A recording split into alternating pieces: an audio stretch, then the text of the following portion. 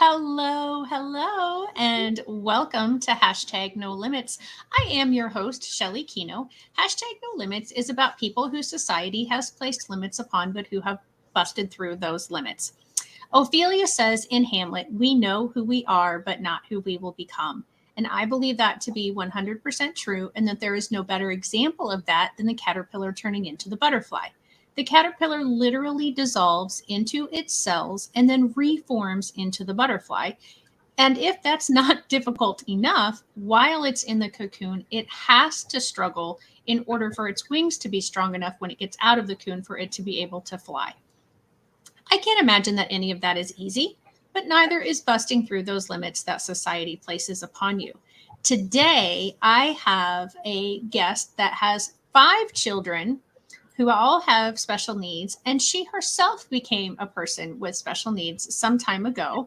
And so she's going to share all about her experiences both as a parent. Oh, and by the way, she's also a teacher. And so she's going to share some of the experiences that she's had as a teacher.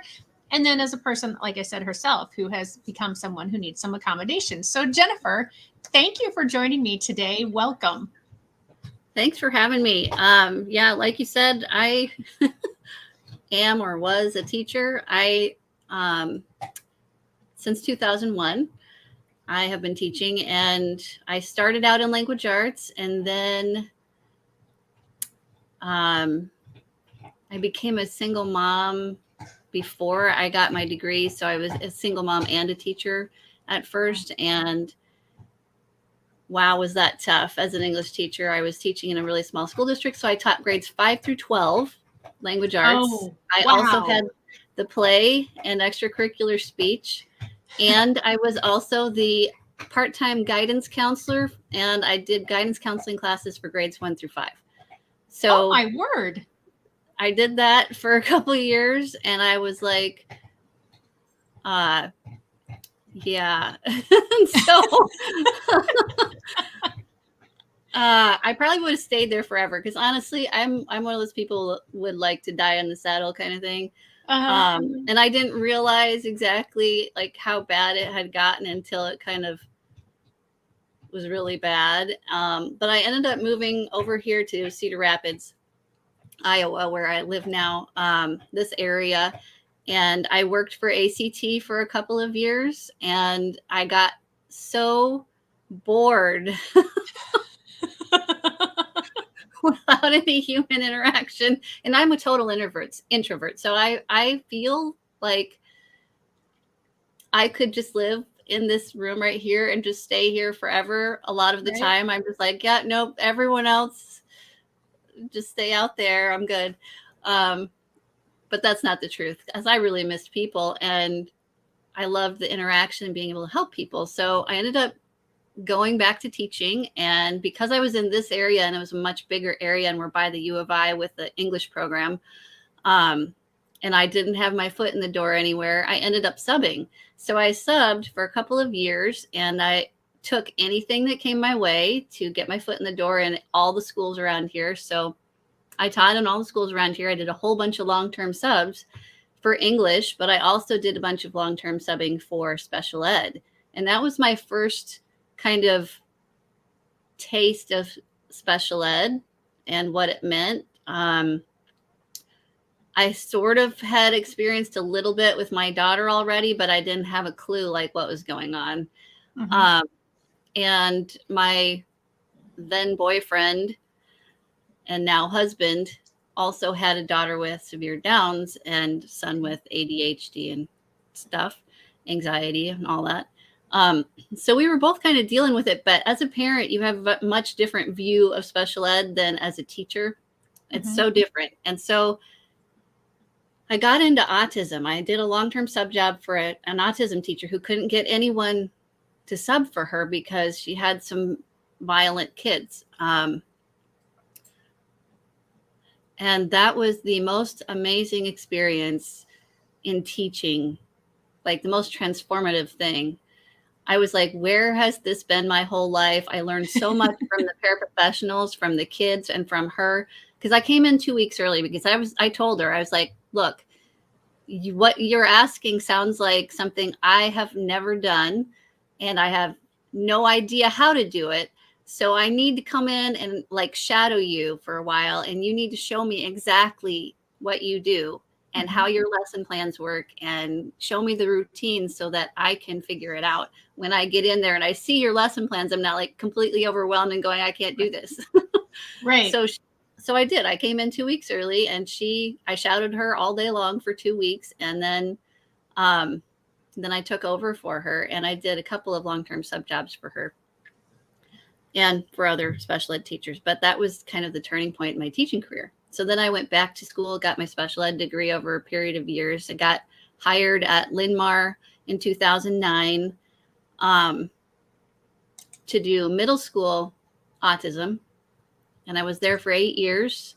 And then they kind of bumped me down to elementary because I'd had 5 concussions. And the 5th concussion kind of kept me out of school for like 3 months. Well, I wasn't really out of school. They had me doing light duty, but I wasn't able to be in my classroom. Thankfully, I had a student teacher who I'd also had as a field experience student. So he was able to, he knew the routines, and I could just give him the lesson plans, and like he could consult with me in between if he needed to. But then I didn't have contact with the students. Right. Putting myself at risk, and he was doing the classroom stuff. I was doing all the paperwork, which is the worst end of teaching. Yes.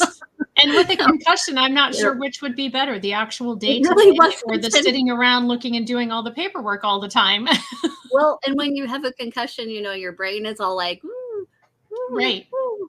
So like my ability to focus, I was lucky to get lesson plans done and like get the data recorded every day, I think. And people stopped in a lot into the room that I was in to check on me and say hi and whatever. And so I spent, I mean, those were the highlights of my day, because entering data and writing lesson plans are okay, but entering data is like the bane of my existence. So yeah, it's so monotonous and not creative. And I love being creative. That was part I really loved about special ed, was being able to see the transformation that could happen with the right supports. But being able to like think outside the box and come up with new ways of doing things, and really like getting to know a kid on such a level that you could predict or try, you know, you'd have some ideas about what would work specifically for that kid. And autism makes people so unique.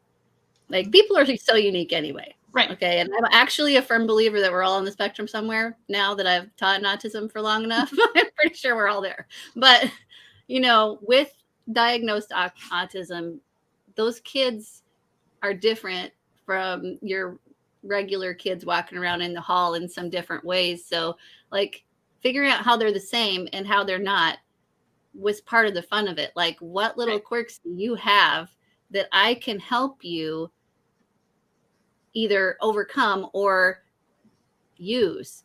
And you kind of had to figure out which was which, like what things are holding this kid back and what things can this kid do that are actually quite extraordinary, you know, or endearing or just joyful. And so I absolutely loved being an autism teacher, but I cannot do it anymore. I've had 8 concussions now. Oh and gosh. Number 7 was the one that took me out of teaching, basically. At least for now. Like maybe someday I'll be able to go back, but it's been 3 years and I'm still not to a level of being able to focus long enough, or it's really bad. I hate admitting it, but it has affected my patience. Like it extremely affected my self-control and patience at first, because when you have that many concussions, and you know, they're not all the same and they don't always get worse. Like I had some that were pretty mild, I was over them in a couple of days. And I had some that took me out for a month or 2 months or 3 months, but I always got better.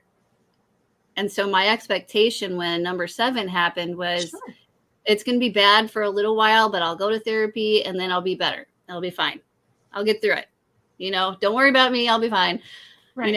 I'm very independent to a fault, and I don't like it. I don't like having pity, and I don't like, feeling like I can't do what I normally do. And I tried to go back and teach immediately after number 7. And I stayed there for a couple of weeks, and I had to keep taking days off in the middle of the week because my migraines were so bad. I was having them all day, every day. It was like popping migraine meds all day long. That's not good. Yeah. And it still wasn't like, I was just barely functional. I had 9 paraprofessionals at that time. Oh, my word. 10 kids in my elementary autism classroom. And I would say 3 of them for sure were volatile and aggressive. And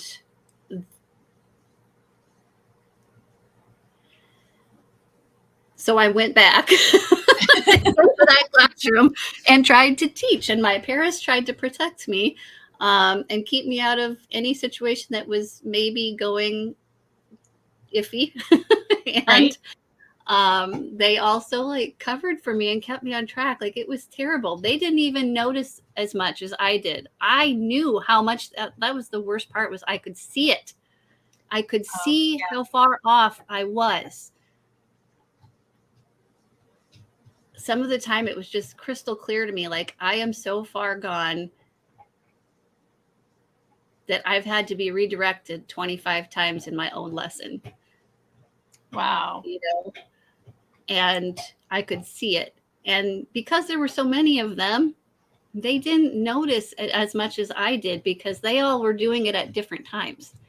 Gotcha. So, I would have 3 with me in this group, and one of them was keeping me on track, and the other 2 were so focused on their kids, they didn't even notice that. Right. Because their kids are this very intensive.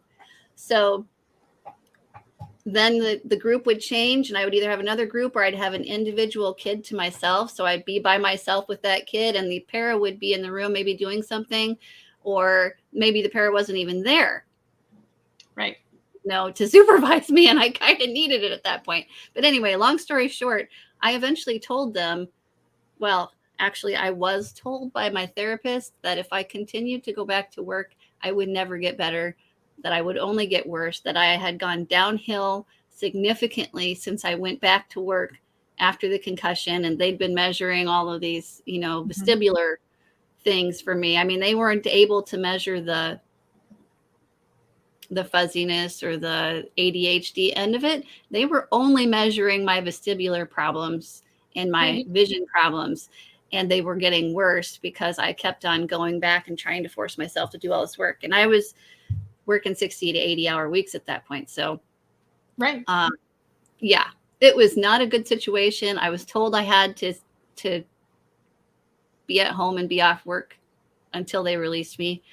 And when I told the people at school, I'm like, guys, they're kind of right, because I can't even stay on task for 5 seconds. Wow. You guys are redirecting me all day long. I said, you guys are essentially doing all my work during the day. And then I'm trying to do paperwork after that at night when I'm tired. And, I've had migraines all day and everything. And I was like, it's just not working.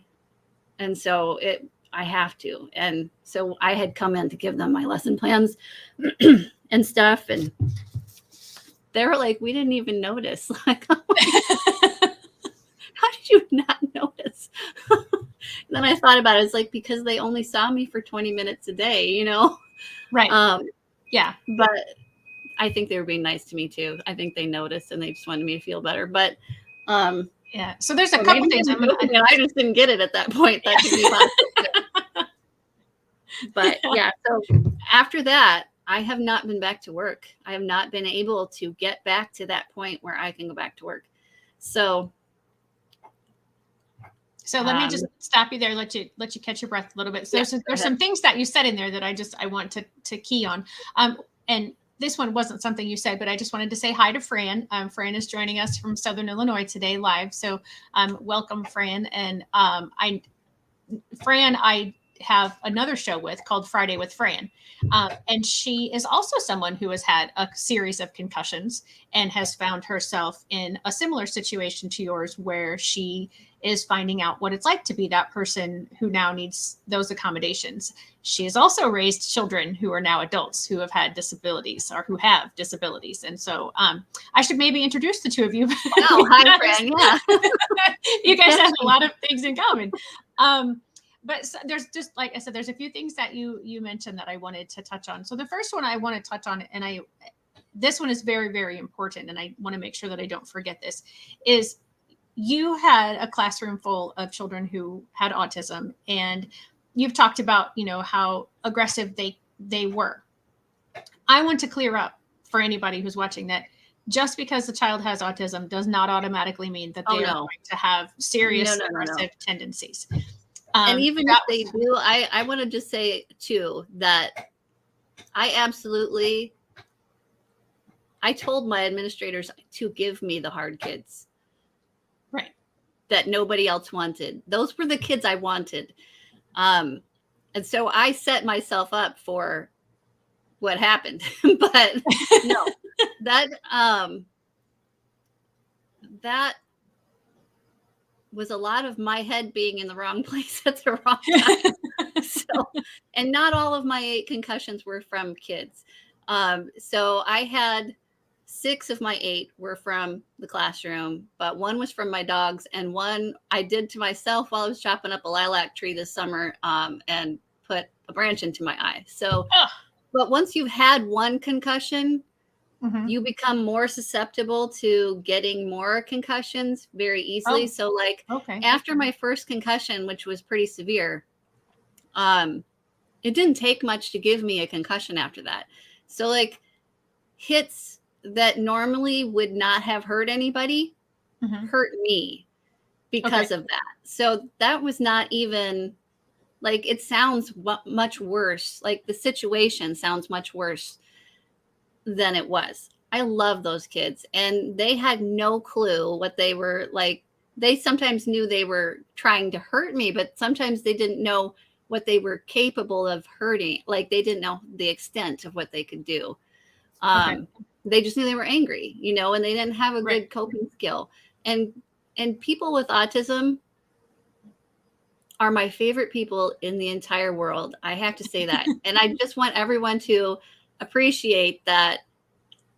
I'm pretty sure there's been times where people have slammed a car door, slammed their door, pounded a counter or whatever. And we don't call you aggressive necessarily. Exactly. You do that.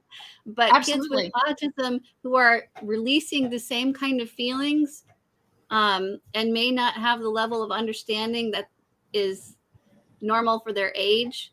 So they're reacting like a 3-year-old would react to a situation, but they're actually in middle school, or in high school. And so when they get angry with someone, sometimes they lash out physically, and they don't have a concept of the damage that they can do usually when they're doing that. And I had one student who, she did it because she was frustrated that she could not communicate with the people she really wanted to talk to. And so she would hit them because she would be festering in the corner, and no one would say hi to her. No one was interacting with her, or even if they did interact with her, she couldn't follow up with anything other than hi and kind of some echolalia stuff. And it was so frustrating to her, and she just had nowhere to go with it. And she has made enormous strides since then. Just an amazing kid with an amazing mind. And once you start to understand how to communicate with her, you can help her communicate with you. And the stuff you find out is just so amazing. So anyway, I don't want to scare anybody away from autism. I would encourage you, if you know somebody who has autism, to get to know them because they are amazing. Autism, I am a person who is not sure that autism needs to be cured. Let's put it that way. Yeah, A lot no. of people are looking for cures or ways to help people with autism. And I think that to a point, that's good, helping to manage some of the symptoms that hold them back from being able to express themselves, might be good. But at the same time, autism gives them something that the rest of us don't have. And it is a different way of viewing the world and experiencing the world. And it is so unique for each one of them, what they see, what they focus on, and it's just the depth that they can go into and tell you when they can communicate. It's just wow. And the ones that can't communicate, I always wanted them to be able to communicate because I wanted to know what was going on in there. Exactly. Because when you get to know them, you can see that there's so much more going on in there than what you would expect when you first see them and their behaviors, and you level, or that kid's functioning at a baby level or whatever. They can't understand what I'm saying. They don't know what's going on around them. They don't know this or they don't know that. And you're assuming that. But just because someone can't talk doesn't mean they can't think. And exactly. they do. Even the ones that are at a lower comprehension level still understand things so well from watching people. And they have become master manipulators, a lot of them. But a lot of them, it's because they're so perceptive that they're able to manipulate us, and we don't even like notice that they're doing it until we're looking for it. And so that's an intelligence of itself. Like, it's a people intelligence. And autism is supposed to like cut you off from social cues, and you're not catching on to the social cues. So you would think that they couldn't understand people at all. And that is not true either. Right. Some of them understand feelings better than most people. Like, they have a level of empathy that is enormous. I met some kids with autism that put me to shame in that category. They were just so amazingly empathetic with other people. Yeah. And they could tell you right away when someone was upset, and that person might be putting on a really good everyday face, and they're like, something's wrong, and they would get it out of you too. And they're the most truthful people I've ever met. Like, autism, because they don't take other people's perspective sometimes, and also empathy and perspective taking are sometimes not the same either. So there is a lot of jumbled up stuff going on. And that's part of the reason I love autism, is just because there's so much uniqueness. And when you meet one person with autism and you get to know them and figure that out with them, you'll just be amazed. But then you'll meet another person with autism and you'll be expecting some of the same things, and it'll just blow you away how different they are. Yes. But it's always, to me, been beautiful and amazing. And I wish the world could see what I had seen while I was in the classroom with those kids. Like, our room was the best room to be in. And those kids were a blessing to everyone around them every day. Yeah. So, yeah, no, I may have made it sound bad because I have all these concussions, but please understand that part of that is my head is a glass head. And part of that is just they were learning things, and because they're learning, they get frustrated a lot, and stuff happens. So right. Yeah. So Fran has a comment here. And go ahead. And behavior is communication. So exactly, she mentioned that when you were talking about, there oftentimes you were talking about the young lady in the corner, that she had a lot to say, but didn't quite know how to get it out yet. Right. Verbally get it out yet. Yep. Yeah. And then her second comment here is that everyone is an individual unto themselves.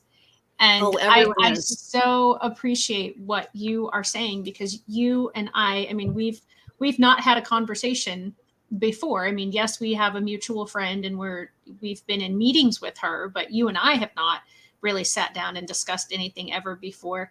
But we are so similar, because I very much wholeheartedly agree with the things that you're saying about getting to know each student and getting to figure out each student. And that's one of the things that I think I loved the most about special education, was that we're kind of like investigators, like, what is it that's causing that behavior? What is it that is driving this way of thinking, or, this style of looking at the world? And how do I not change the person, because the person is who they are and they deserve to be that person, but how do I help the world connect and appreciate that person too? And Yes.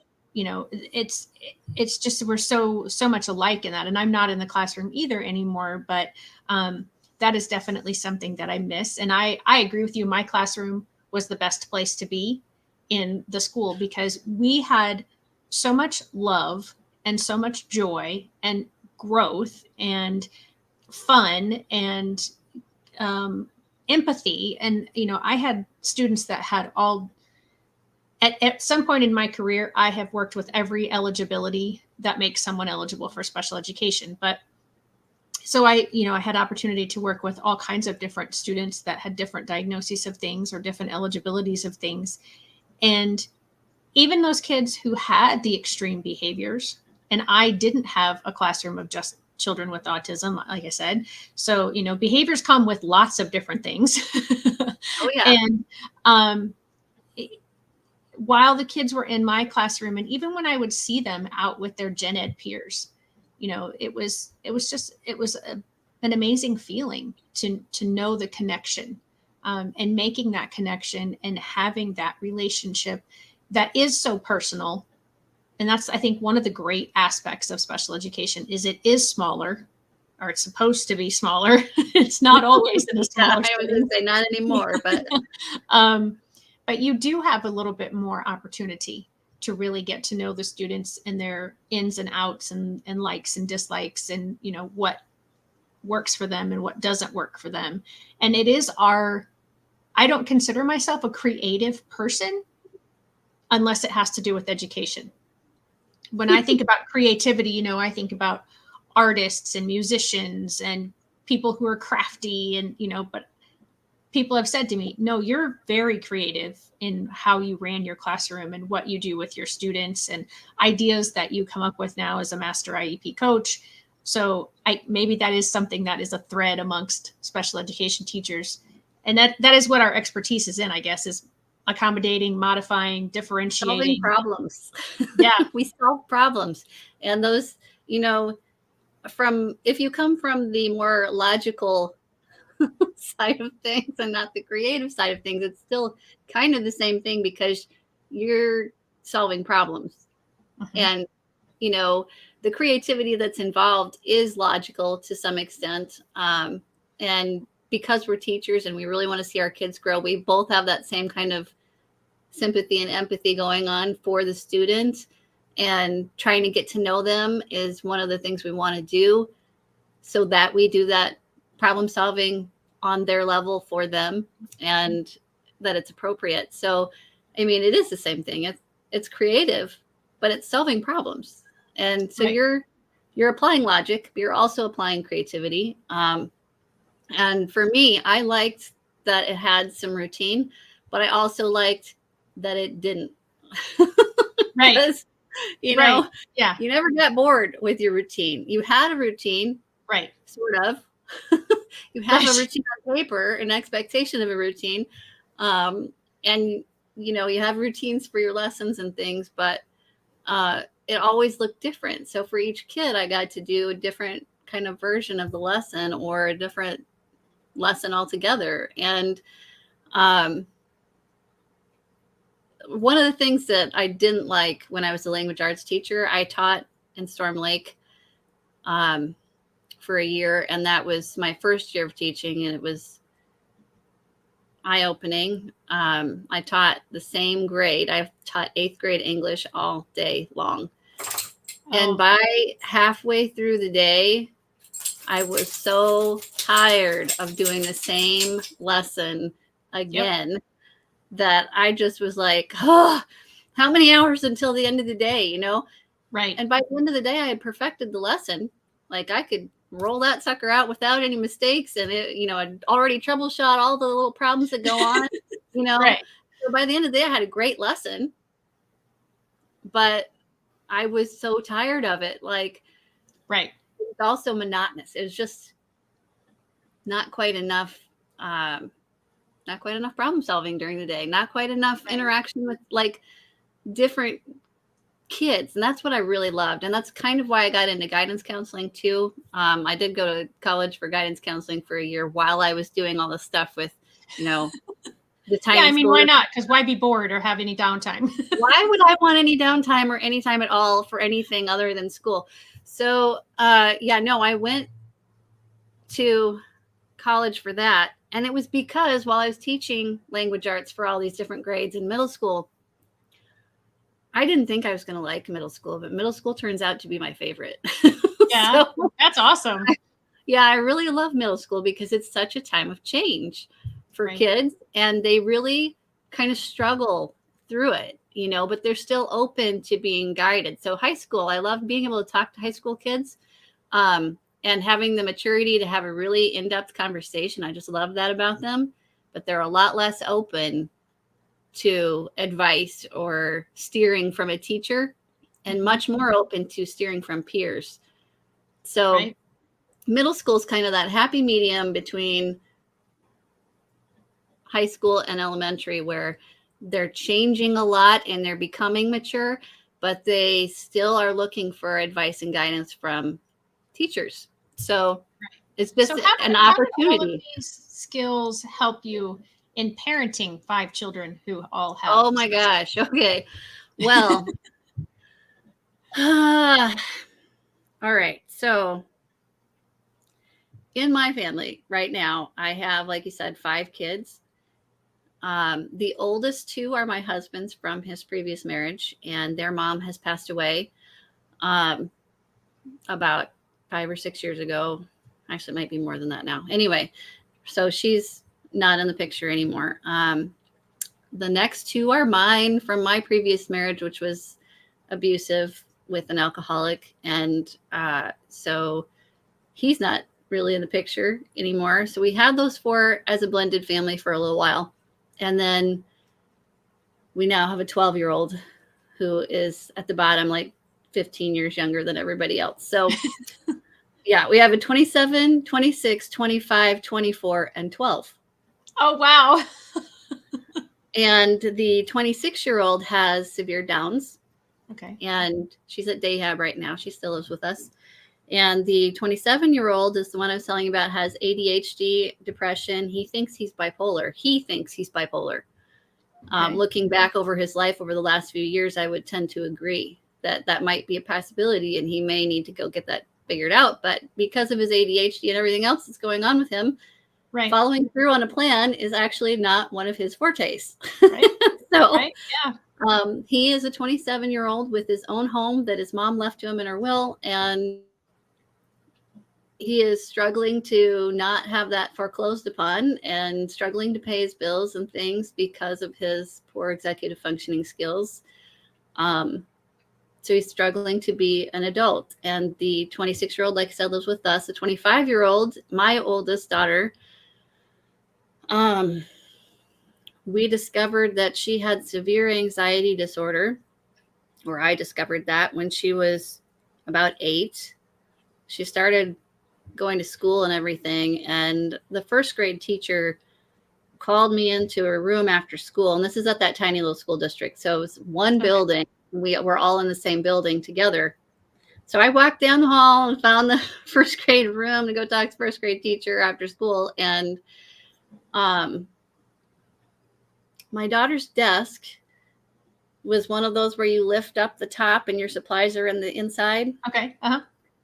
She could not close it because she had stuffed it full of her assignments that were finished assignments, crumpled up, shoved in there. Lots of little shiny things that she had collected from the playground, from other people's desks, from the teacher's desk, from everywhere. Shiny little stuff. She was a little dragon put in there. This could be shards of glass. We're not talking like it was all safe. It Oh, wasn't. okay. Wow. And also, every pair of socks that she'd worn for like a month. I kept wondering where they were going. Oh, Well, they were going to school and ending up in her desk. So she okay. had stinky socks, a whole bunch of shiny stuff, and wadded up papers. And her desk was 4 inches from closing. Wow. And so I made her clean all that out. And that was kind of our first clue that something was really not doing well. And we weren't sure what it was, but it looked like ADHD at first. Mm-hmm. Eventually found out it was severe anxiety disorder. And since then, we've also kind of had some more diagnoses pop up. As an adult, she got ADHD added onto that. She was recently diagnosed with glaucoma, and she's 25. Wow.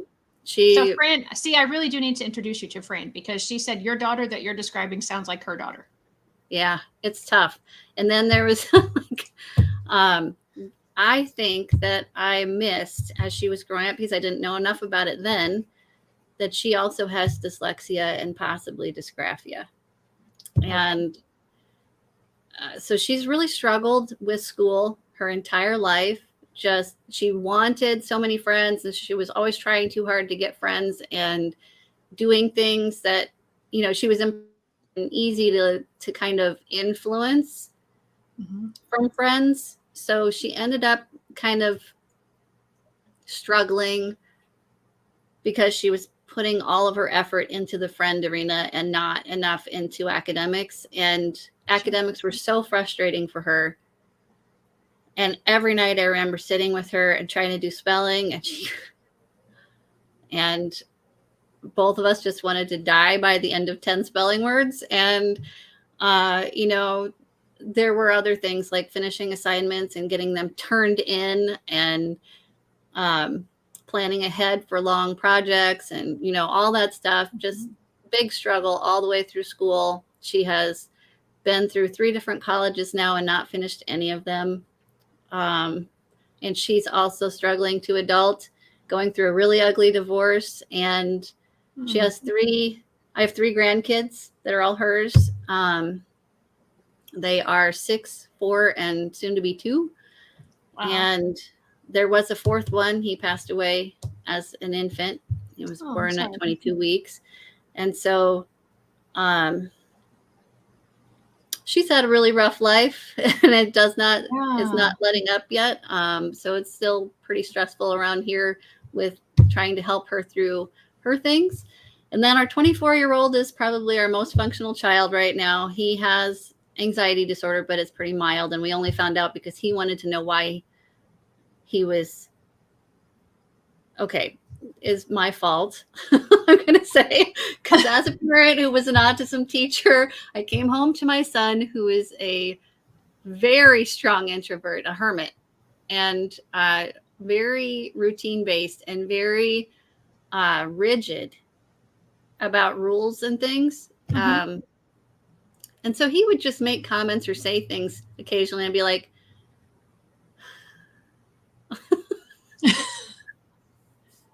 I would say to him sometimes, Kyle,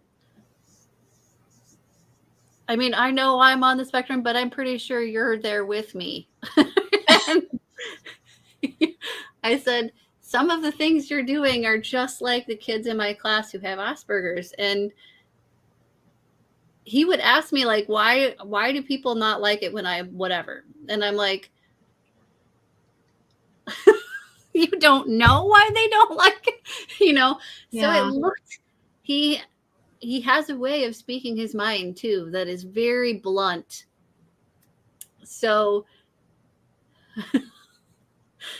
I kind of planted a seed in his mind that he might have Asperger's, and I didn't realize that I had done it, but I did. Right. Sure. And so then he wanted to know. So I took him to the U of I, and he went through a whole screening process. It was very involved. And they came back and were like, no, you're not. You don't have Asperger's, but you do have a mild anxiety disorder. And it's so mild that you can choose to, you know, choose if you want to do counseling, or if you wanted to try medication, you could. It depends on how you feel it's affecting you. If you feel like you're doing okay, then I'm going to believe you it's okay. You don't need anything. And so put his fears to rest about himself, and knowing what he had, he did some research on his own and discovered what things would help him. And he has done that all independently since then. So he has never been through counseling or anything else, and he's doing great in the Air Force. He's been promoted 5 times in the last 2 years. He's now a staff sergeant. Wow. So, that's awesome. Yeah, he's doing great.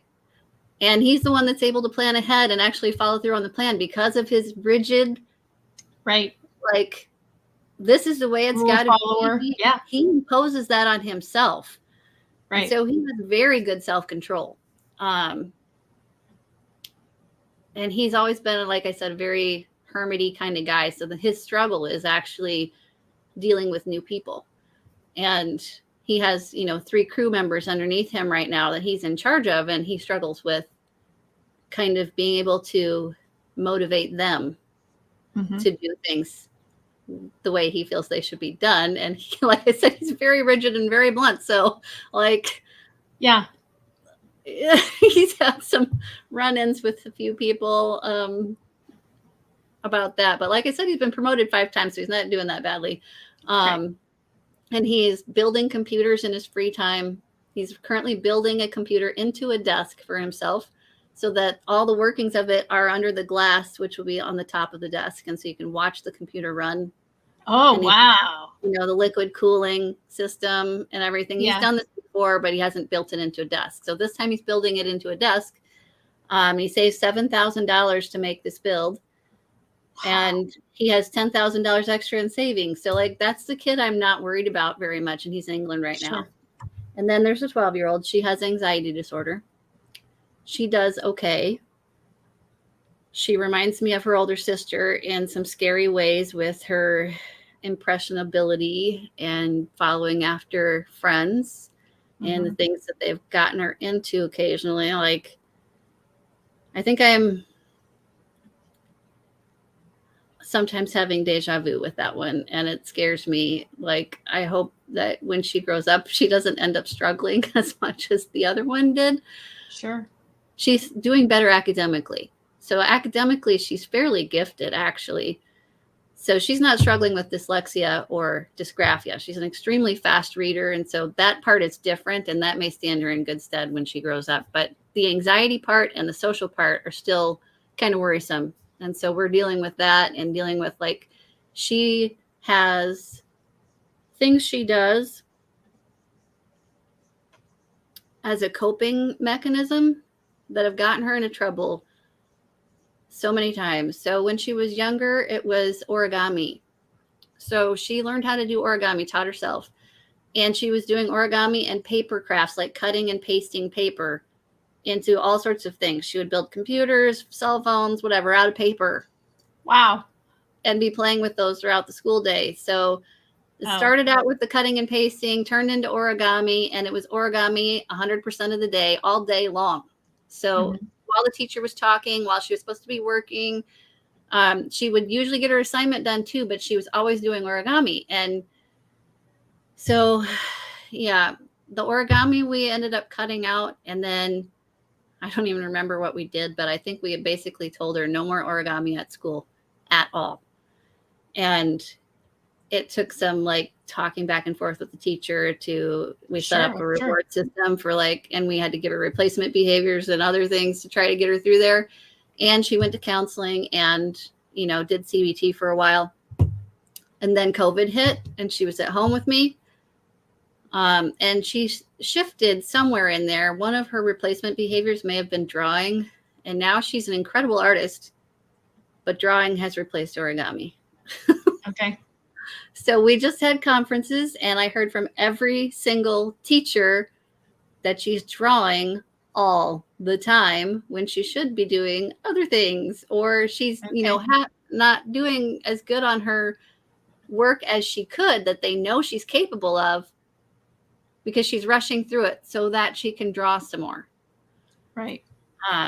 So she gets so focused on that one thing. So that's what we're struggling with her. So those are my 5 kids that I have. Lots of ADHD, lots of anxiety, the older ones have depression. And then we have severe Down. So when you ask me, how does that affect my teaching? They have been my connection with other parents in special ed. Okay. They've taught me a lot about how parents feel when their kids go to school, and struggle. And so I think that parents that have kids that don't struggle that much don't have the same perspective. So like teachers that have fairly neurotypical kids don't understand to the same depth. They may understand a little bit, but they don't have the same depth of understanding of how you feel when you know your kid is going to struggle to make friends, to be successful, in academics, to be able to do any kind of co-curricular activity. When you know your kid is going to struggle, it is so disheartening, and you worry about it. And in free moments, you're sitting here, you're going to eat your lunch, and suddenly you're worried about your kid, and just hoping that they have a friend to eat with, or that the friend that they have is not going to lead them into a life of drugs. Right. No, absolutely. You're thinking my kid is more likely than 9/10 of the other kids in that school building to end up doing drugs. My kid is more likely to fail. My kid is more likely to never get a good job. My kid may never understand how to get along with other people so that they can keep a good job. Even though they're capable of a good job, their social aspect is going to destroy it. Right. So you've got all these extra worries that you're carrying into your life. And I carried that to school for sure as a language arts teacher. And I wondered what I was doing wrong. This was before I got into special ed. I just wondered, what am I doing wrong? I'm a teacher, for God's sake. I should be able to put systems in place at home that would support my kids in being more successful. And what am I doing wrong? I'm doing their homework with them every night. I'm not like feeding them the answers or anything. I make them figure it out. I'm reteaching everything the teacher taught. I'm trying to put these motivational systems in place for them. But, as a stressed out parent who's working 9,000 hours a week, consistency at home was definitely not what it was at school. And school and home are just so different. They're different beasts completely. Yeah. And so I was judging myself by a school standard at home. And that's one of the most important lessons that I could pass on to another parent, is to not judge yourself, not to judge your home by a special ed classroom or by a school standard, because your home is not a school. Right. Or if it is, it's a different kind of school, but right. It doesn't operate on a schedule that is set in stone like a school does. School has periods during the day. You are going to lunch at a certain time. And if you don't, because of whatever, because you're in special ed and we can do that, you still have a time. Like, it's still a set thing that's going to happen, and it will be made to happen. And I don't know, home is just more chaotic, more unexpected. Things happen. It's less controlled. You have less background and less help and fewer experts to call upon, in that time of need. Like if something happened at school, per se, I could walk down the hall and ask for help. I could even yell for help to the para that's right there. I can say, what do you think about this? How should we handle this situation? But at home, you're standing there in the middle of the situation. Your emotions are high because it's your kid. Yeah. At school, they're your kids too. As a teacher, I adopted them all into my family officially, but when it's your kid at home, the stakes are high, very high. And there's no way to dissociate yourself from your kid and their success or failure. So as a teacher, to some extent, you can say, well, their home life, or, well, I'm not responsible for their disability, or I'm not, I can't control all the pieces, therefore I'm not responsible for the entire picture. I don't know if you know what I'm saying, but it's kind of like there's just that tiny little bit that you can dissociate yourself from a kid at school and their success. If they're failing or if something's going horribly wrong, you're able to step back and take a look at the whole picture and say, look at all these factors, take a breath, figure it out with somebody, and come back the next day with a better plan. You're not so stuck in the moment and tied to that success or failure in that moment, because as a parent, it feels like every moment is the moment. And it feels like when you're in a situation, you're the only one there. And you're like, even if your husband or wife is there, sometimes you still feel alone. Like you're the one making that decision. You're the one making the call. You're also the emotional one. And the stakes are so high that your emotions are just, and your head and your clarity is not. So you're not making the same kinds of decisions that you would make at school. Let's put it that way. So my kids, unfortunately, you would think that as a teacher, my kids would just be so blessed to have a teacher for a mom. But it was the worst thing for them, I think. Like, in some ways it was good. In some ways I was still able to do things that other parents might not have had the, know-how or whatever, the information. I was blessed with information and the ability to use it, strategies and the ability to use them. But my implementation of them at home looked nothing like it did at school. Right. Because I came home tired. I came home impatient. I was worn out. Everything was overwhelming at that point. And so every little thing that they did seemed like it was huge. I'm pretty sure I overcorrected a lot. My husband did a lot of the parenting on his own sometimes because I was at school. And then when I came home, my kids wanted more attention than I had left over to give. So they taught me a lot about the differences between home and school. And they also taught me about the importance of spending time with your family, and the impact you can have as a parent. And I think I did a better job with impact at school than I did at home. But I still had a pretty good impact at home, apparently, because my kids are still telling me that. But so is all of the stuff that you're talking about now, all that stress, all of that being unable to disassociate sometimes, is that what led to the special needs spa? Yes, that is in fact what led to the special needs spa, because as I talked to other special ed teachers, other therapists that work at school, SLPs and PTs and such, they're all overwhelmed. We were all like, I wish I had another me. I don't have time to train someone to do these things, because by the time I've trained them, I might as well have done it myself. And I'm going to have to keep following up with them to make sure they're doing it right. Probably going to have to redo it. I don't have time for that right now. And you never do. Right. You just never get that time. Or if you do, you get one person trained.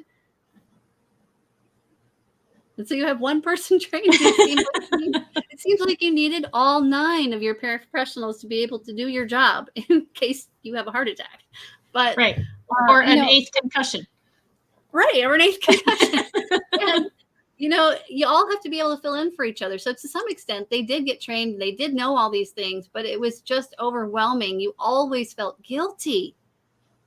You were either ignoring your family, or you were not doing enough at school, or both. In my case, it felt like both. Like I wasn't giving enough time to my family because they had all these needs. And I wasn't, like, for Sabrina, the one with Down syndrome, I was not implementing at home what I knew I needed to implement with the visuals. She needed a visual schedule like 2 years before I got her one. She needed a different AAC system than what the school was giving her, like 7 years before she got one. It needed to be personalized more, like all the time, continuously. And it wasn't. Even now, like I know that I need to make this visual for her that says, pull your sleeves up and put it by the sink, because when she goes to rinse her dishes, she leaves her sleeves down here. Yep. And soaks her arm to the armpit. Gotcha. While playing in the water, rinsing dishes. So she just needs that visual. How long does it take to make that? It takes like 1 minute to make that, print it, and maybe, 10 minutes to laminate it and stick it to the thing by the sink. Have I done it? And I'm here all day. I feel like a terrible parent sometimes. And at school, I won awards for all the wonderful things that I did, in my classroom. And so these parents are like, what do you do at home? Like, I want to know what you do at home with your kids, because you're so amazing at school. I'm like, dude, you're amazing parents. You're doing a better job with your kid than I'm doing with my kid at home. I want you to know that, because you're taking the time to implement these visuals I'm giving you at home, and you're wondering how to do it, and you're doing it right now. I said, it's a process. And that's another thing I would say to a parent is, one of the things that overwhelmed me was trying to do it all at once. Like, I wanted the whole system from school moved to home now. Right. Well, yeah. If something's working, we absolutely want to implement it as quickly as possible. Yeah. And I was impatient. Like, I didn't want to just do communication at supper time. I wanted that AAC throughout her day, all day long, everyone to use it, trained all my family members. And I'm like, we're using this, blah, blah, blah, Okay, so it doesn't work that way in home because it's chaotic and you don't have those set times or lessons to use it with. Right. So we just have a few minutes left, Jen. So let's just talk really quickly. First of all, I think this is probably one of the most important things to say about the special needs spa is it is truly not a spa. No, it's not a real spa. It's a spa for your mind. Like, the whole purpose behind it was for me, the trained person who can create whatever you want, whenever you want it. You don't have to train me. I will be that assistant for you, or I will teach you how to do it, because I've taught so many people how to do it on their own. Right. So I have lots of services, such as, right now, none of it is on the a la carte page yet, but I'm going to be putting up a lot of free visuals and free schedule pieces and free things like that you'll be able to download. But I have a customization service where you can, for like $1 a page, say, I want these things to be changed about this visual, or here's a visual that I really need somebody to make for me, and I'll make it for you. And then I'll send it to you. And I can also do some coaching. So if you just need somebody to talk you through it and be like, you are not alone. And here's one step you can make to make your life look a little less crazy right now, I would be happy to, be that person for you. And if you want to find out if I'm worthwhile or not, there's free 15 minutes at a time. And you can use that more than once if you want to, just schedule a time. I'll be happy to hang out with you and find out what you're struggling with and see what I can do to help, because that's what I love doing. And that's what I have been working on part-time while I've been healing, is that. And then I also finished my book, which, if you're looking for something to read over the Christmas and you like sci-fi, this is Christian dystopian, and it has characters with disabilities in it. And basically, one of the main themes, this book, I really wanted to write this book, which is going to be a trilogy, because of those kids that I worked with autism. I saw so much inside them that other people couldn't see. And one of the characters with autism in here turns out to have incredible abilities, and in a way becomes kind of the savior of the protagonist. So there's also characters that are not good, because people with autism are not angels. They're just people. Right. So they can be good, or they can make bad choices too. So some of them make bad choices, just like the rest of the characters. And I really wanted that to come through. Like, they're people like you and I, but they're unique, also like you and I, but they have their own uniqueness, and we don't always understand from their perspective what it's like or what's going on inside. And wouldn't it be great if we could? So This is about how we place value on other people's lives. And we all do it to some extent. Like we look Absolutely. at that kid and be like, they're never going to have a job. And some Right. people think because they'll never be able to contribute to society. I hate that phrase. They'll never be able to contribute to society by having a job, that they're not worth sustaining, or that it's okay to shove them in a corner and forget about them. Right. And that's the absolute worst thing that we could do. We could have a whole long episode just talking about that. Unfortunately, that's the theme of that book. So if you're looking for a fun read that has that kind of a theme, that's what that one is. It's called The Frozen. Okay. It's on Amazon. Perfect. So yeah, and they can also get it from jenporterauthor.com, and that's Porter is spelled Porter. So jenporterauthor.com. And then I don't know if I put this one up at all during the episode. Specialneedsspa.com is where they can find those other resources that you mentioned just a few minutes ago. It's time, my new friend. Oh my God, I could talk to you for hours, I think. Yeah, absolutely. Stories that I maybe should have been a little bit more pointed with, but yes, my main point is, man, I have such an appreciation for the struggles of people with autism and with other disabilities at this point, and I would encourage anybody to get to know somebody that has autism or a disability and to really try to understand from their point of view what's going on. Yeah, absolutely. And that's a you great will be point. blessed. You will be blessed by knowing them. Absolutely, 100%. They're going to bring something to your life that was definitely not there if you've never met anybody with a disability and really gotten to know them. They're going to widen your horizons so much. Yeah, and absolutely. So much. Yes. Yep. So, and that's a lot of what my book is about, those who can't teach, because it's all true stories of special needs families to promote acceptance, inclusion, and empathy. And it's the same thing. If you allow yourself the opportunity to get to know someone who's different than you, and for me, that difference that I talk about is a, some sort of an eligibility for special education. But even if it's some other kind of difference, you're going to broaden your horizons and you're going to be blessed in ways that you didn't expect. And it's definitely worth your time.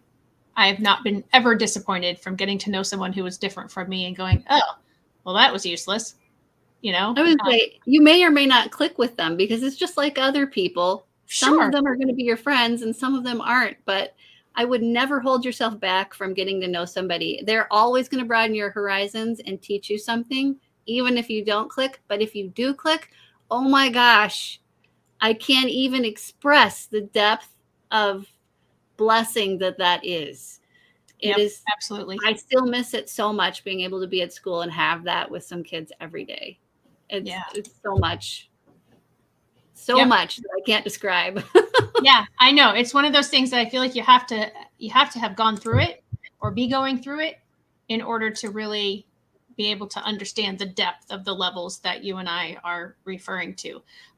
I may have to have you back, because this was such a great conversation and the time flew by. And I really do think that you have so much more that you could share and talk about with our audience.